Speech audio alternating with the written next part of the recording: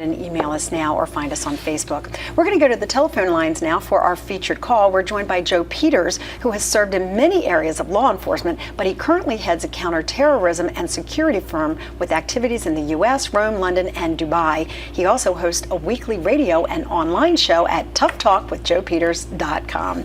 Joe, good to have you with us. Good to be with you, Lynn, and your guests, certainly. Tell me why you feel it's so important that we have a unit like the Navy SEALs in place. Well, first, let me thank the two SEALs you have. Let me offer my condolences to Michael Strange and his family, and just thank all the women and men in the armed services. We take for granted, I think, sometimes what they do for us, and that allows us to live the life we live in this country of ours.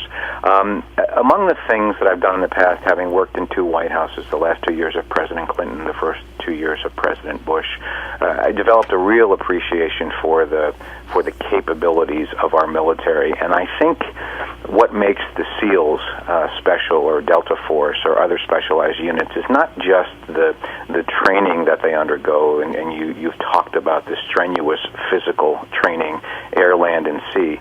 But I think what distinguishes these men is the fact that they are taught to, and one of the most important attributes of each and every one of them is to think under pressure.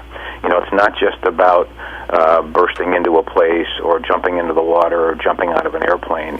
It's what happens after that. It's what happens when things go bad, and no matter how much training and planning, things are not going to go as expected. And it's at that point that the real, stellar nature of these thinkers, I say thinkers, they're warfighters first, but they're thinkers beyond that, and that ability to work their way out of a situation to still accomplish the mission is what really is necessary today in this era of asymmetrical warfighting.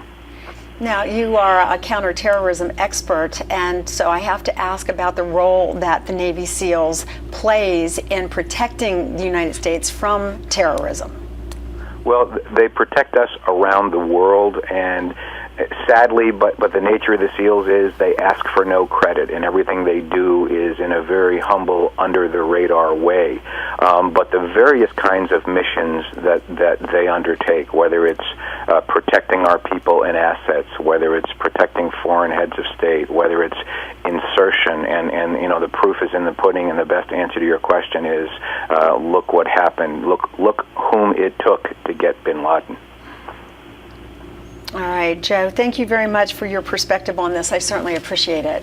I'm glad to be with you all. Is there a message that you'd like to leave in the minds of our viewers about the Navy SEALs and, in fact, all of our troops that are serving around the country and the world?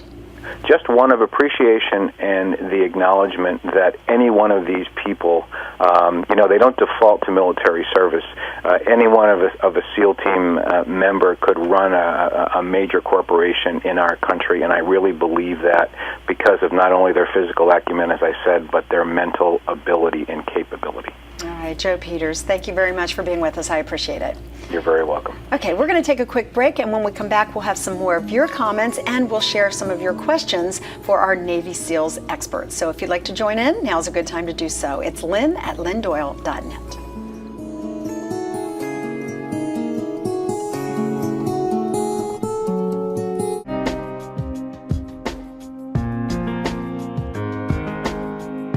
Thanks for joining us once again. I'm Lynn Doyle. This is It's Your Call, and we are focusing on the elite unit known as the Navy SEALs. Now, what we've learned here during the break is that there are three things that come into play with the Navy SEALs when they are so successful: surprise, speed, and violence of action.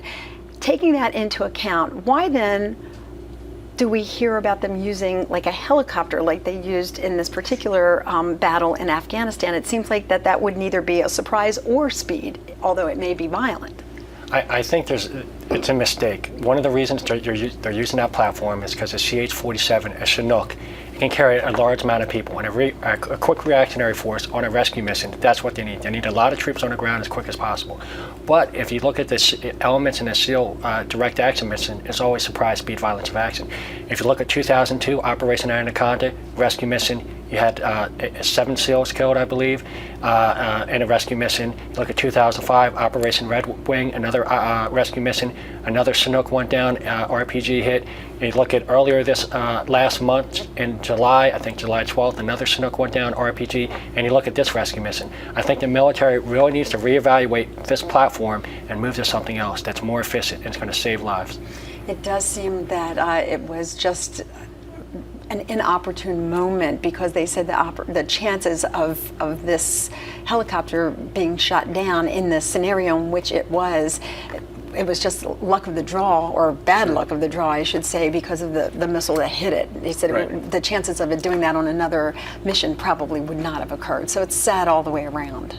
Yeah, well, it goes back to what Bill was saying with the rescue mission. Then the bad guys tend to know where you're headed in a certain extent. So you start to limit the corridor which you're approaching, and then that raises the probability that someone can find you. So it's a great point, and it goes back also to the bravery of the troops who went on the mission. Without hesitation, they're going to pile into those Chinook helicopters and go off to try to save their brethren. It's a big, slow target in a hot LZ. It's a bad formula. Yes. Well, unfortunately, we have lost those who sacrificed their lives for the country, but we are forever grateful for those who did. And I thank you both for telling us more about this very elite unit. And as I said earlier, we thank all of those who serve our country around the world. And now we say goodnight to you.